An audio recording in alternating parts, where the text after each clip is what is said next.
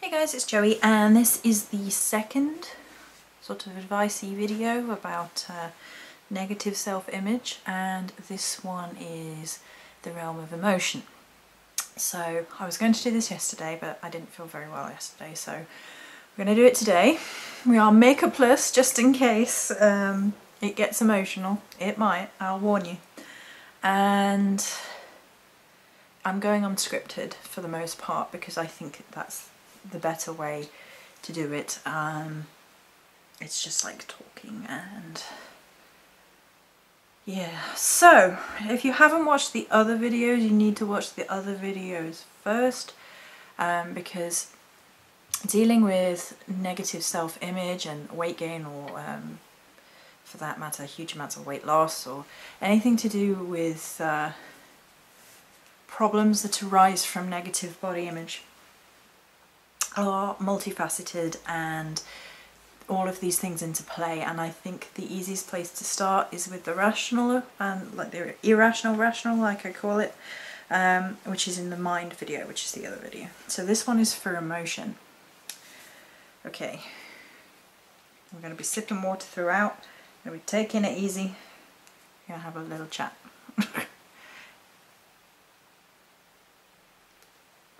Okay, so I think personally that the realm of emotion when it comes to negative body image is the single most difficult to tackle, because it's such a huge range of problems where the body image can come from on an emotional level.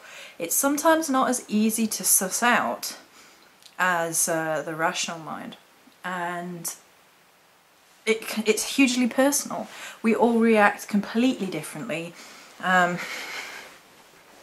with regards to how we deal with our emotions, whereas some people, let's just do the two extremes. Some people will not eat, and some people will overeat in reaction to certain emotions. And you know, these are very broad things, because like I said, it's a hugely personal experience with emotions, and I can only speak for my own. Memories are probably one of the worst triggers for emotional problems with self-body image. All of us, I'm gonna say pretty much all of us at some stage will have received insults to do with our body image. Probably from school is the largest probable cause, just because when kids are growing up, although it sometimes carries on into adulthood obviously, there is an amount of cruelty, and a lot of it often comes with body image because they're growing up, the bodies are changing, there's a degree of just, it's an easy nasty insult, and a lot of us suffer at school.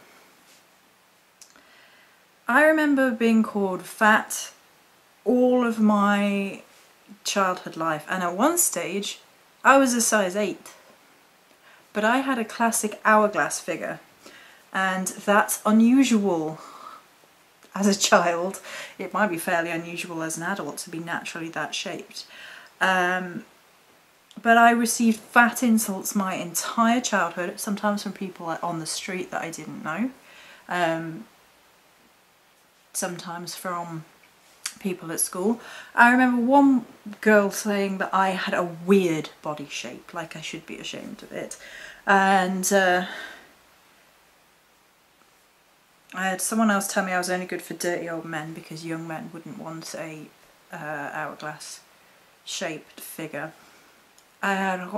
First day at secondary school I had someone call me a humongous beast.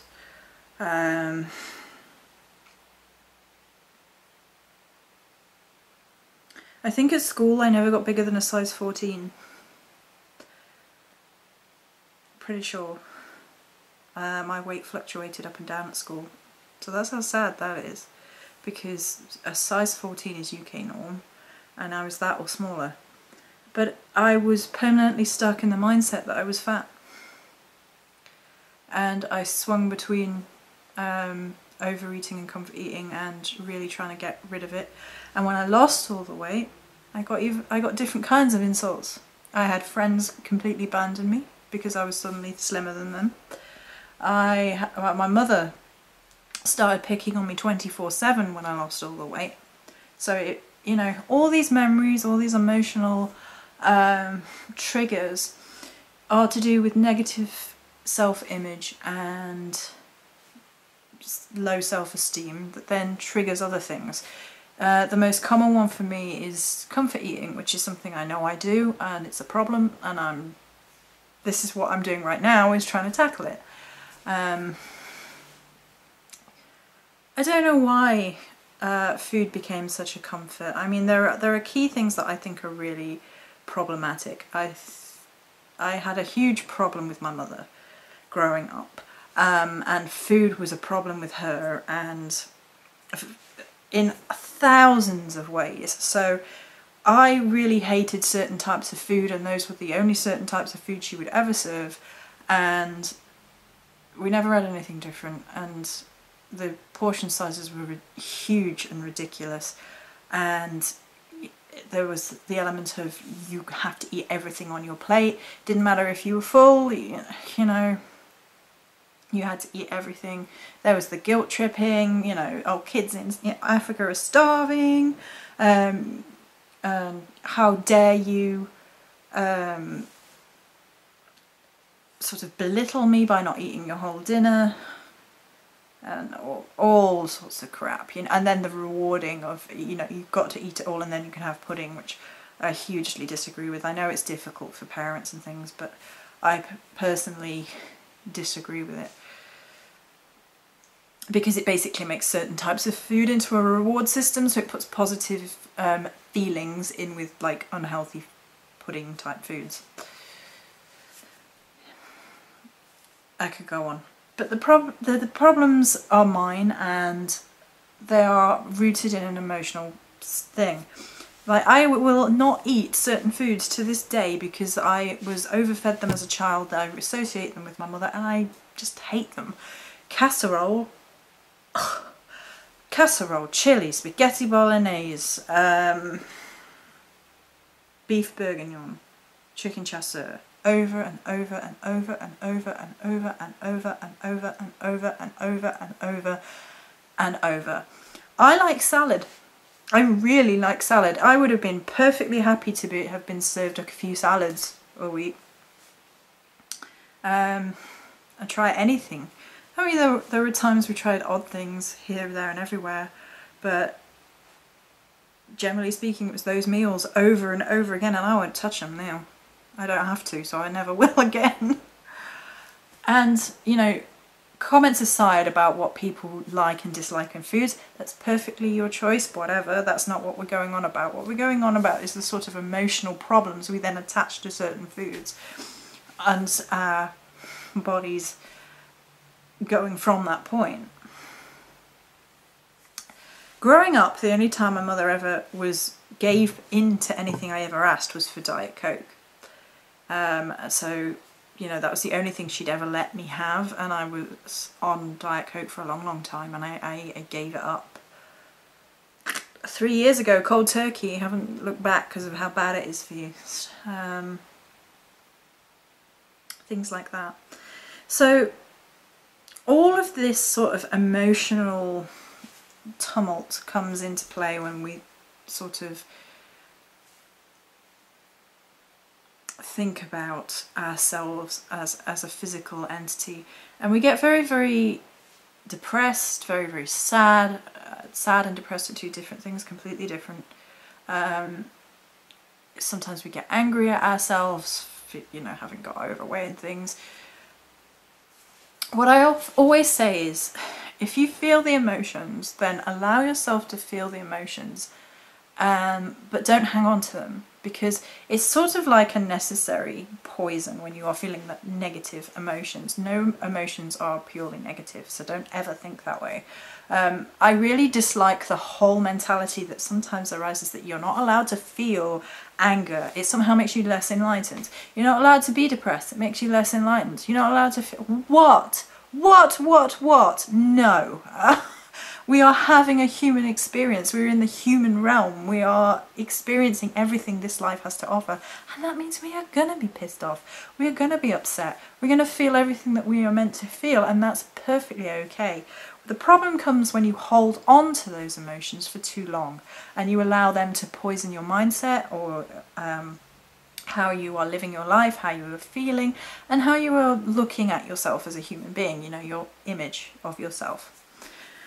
So how do we then deal with the realm of emotion when it is plaguing us, particularly with our own self-image? I don't have many props today because I've moved them into the other room. So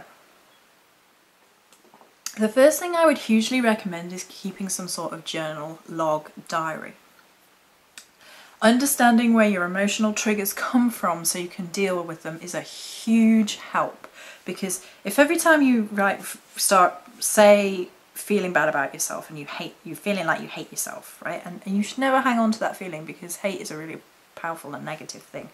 So you take your journal and you're like, I feel really bad about myself. What happened before that? What happened that day? How you were feeling? Just pour it all out on paper. You can burn the paper if you want afterwards, just to, you know, use that destructive magic again. But try and look back on it after you don't feel so troubled by those things, and see where the triggers are coming from, so you can then sort of start to recognise what engages that emotional response, what behaviour is causing that to happen.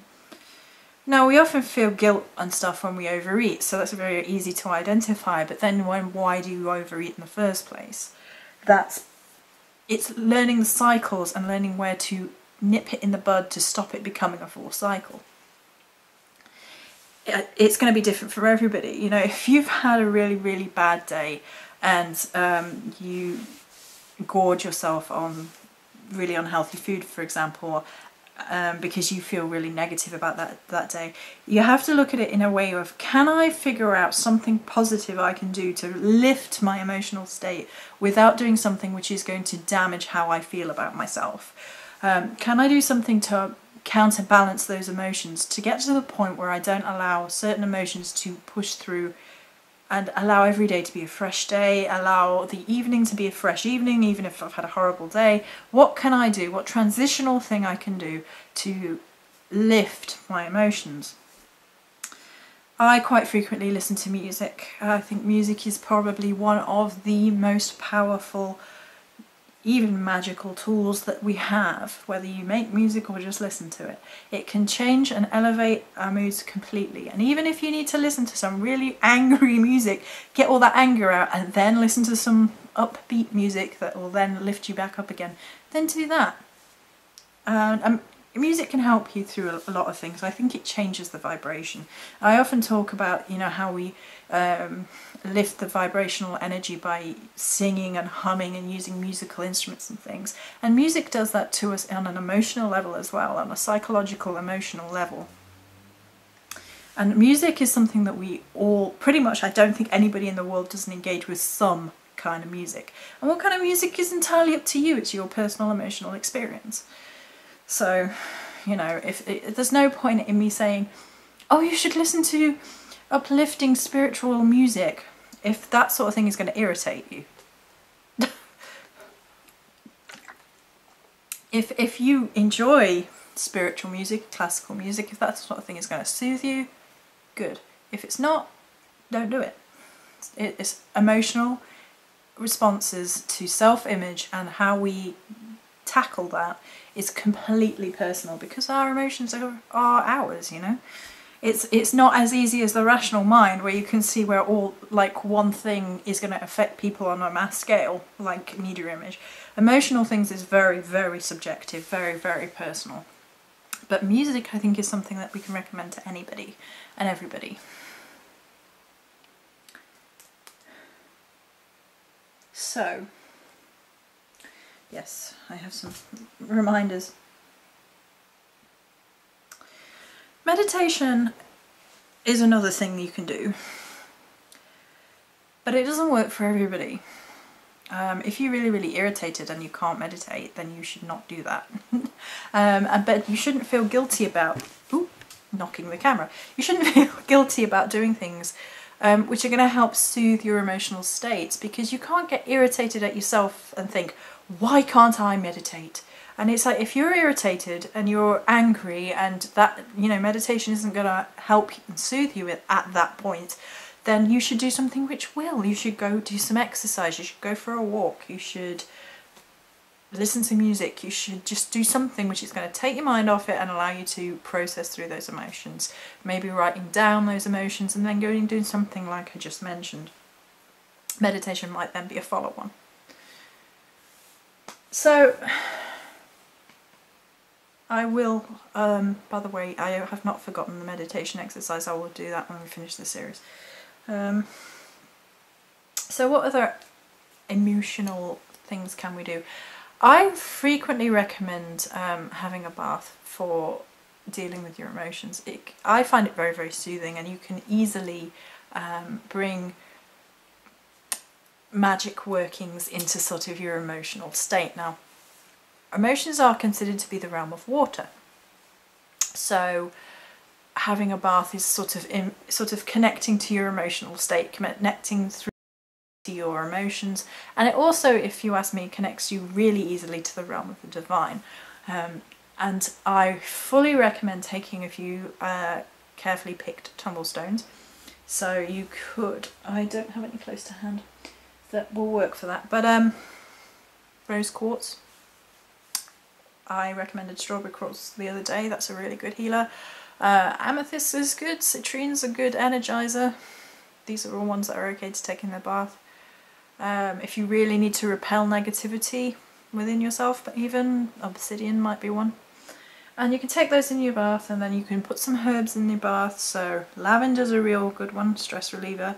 Sage again is a really good one, cleansing, purifying. Or rosemary is a really good one. They have 3 really good ones that are easy to get hold of, and I'm trying to stay in the realms of what is easy for a lot of people to get hold of should they wish to. There are thousands, and you know, there are hundreds of different herbs that would be really good for it, but they're a little bit more to come by. I mean, hyssop is really good, but it's not as easily to come by as, say, rosemary. So plop those all in the bath with salt. Salt is really wonderful for helping you with your emotional state from a spiritual, magical perspective. You can have a little bowl of salt in your room at all times. It's not your consecrational salt, but just put a little bowl of salt in, and when you come in from work, or if you come in from wherever and you know it's going to be a stressful day, then you can have a little bowl of salt and maybe some rosemary in there if you want, but you know, just salt is fine, and just place your hands in and just visualize all the negative energy draining down out of yourself into the salt through your fingers, and then flush that salt down the loo or wash it down the sink. And you could do that every single day if you're in a particularly stressful place, or you know, you're engaging with particular stressful energies that are freaking you out and are causing you to feel imbalanced, and you're sort of starting to take that out on your own self. Why aren't I better? Why aren't I in a better job? Why do people not value me as much? And then you know, take all of that and then you push that into the bowl of salt, which is a really good purifier. That being said, you can also put some salt in the bath with those aforementioned herbies and soak yourself, and again do your whole visualization of just your negativity draining down the drain as you flush all that away. Salt, it's a good one. So I will actually make a video talking a little bit more about crystals, I might recommend, because I think they're really great. I work with crystals a lot. I look, as you might tell. And burning magic. We talked a little bit about burning magic yesterday. Writing things down, burning it, is a form of destruction of magic. Releasing that from yourself and refusing to engage with it again. Another really great crystal for healing I had it recommended to me and I'm going to recommend it to everyone else, is selenite. Selenite is a reasonably inexpensive stone. You can get these sorts of points for a heck of a lot cheaper for selenite than any other crystal. I think this was £8. I think. It might have been 10. But that's in another crystal that would set you back a heck of a lot more, and you can get selenite in tumblestone form, you can get it in points, you can get it in wands, and it's a relatively inexpensive crystal. Do not take that in the bath, because selenite plus water, not a good idea. It destroys them. But selenite as a crystal to work with, to have around the home, just to, you know, you could come home and just hold it, have it close at hand. What you could do, if you were going to do the bowl of salt method, you could do that and then flush that salt away, so you've done that, and then hold a piece of selenite. It's a gentle purifier, it's a gentle cleanser, it's a beautiful feminine, divine, spiritual energy. It's pure white, so that, you know, it kind of has that idea of light and reflection and inner light through itself. So you could just sit with a crystal, but you could equally do it with your rose quartz tumblestone or your strawberry quartz tumblestone or anything like that. Just take 5 minutes when you come in just to relax, and whatever is going to help you just stop allowing all that from the day to internalize and become part of your story about yourself, basically. Because what we often, or at least I often do, is you take all those things that have happened to you and you think they're your fault, and then that then becomes part of you criticizing yourself and being negative towards yourself, and then negative self-image. That's not to say denying complete responsibility for anything that is you're doing, and it's not to say, you know, anything of that sort, but there are often many things in this world we just can't control, unfortunately, or fortunately, depending on how you look at it. So there's a crystal based way of doing it. So there's some ideas, sort of writing things down. You could then burn them if you wanted to. Having a bath, using the salt and herbs, and then a bowl of salt thing and crystal. Is that everything I wanted to cover? I think it is. If I think of anything else, I'll pop it in the last video. Okay. So, what I want to round up with is something that I talked about in the realm of the mind, which is telling yourself that you are good enough, and you are beautiful, and you are enough. And that can come into the realm of emotion as well, because you have to take care of yourself, even when no one else is. And I saw a quote yesterday and it was just poking me, reminding me about this idea, is that do not become too emotionally invested on other people, because other people, as in for your own self-image, because other people can turn around and just be awful. Even people who are supposed to love you, and people, you know, even if you just get into an argument with someone and they say something and it completely ruins your emotion and makes you feel terrible about yourself, I know all about it. You have to remember to keep telling yourself that, you know, you are good enough, and these things, don't allow these things to hurt your emotions to the point where you're hurting yourself, I guess is what I'm trying to say. So that's it for this video. I hope this was helpful. We've got a couple more to go. Many blessings.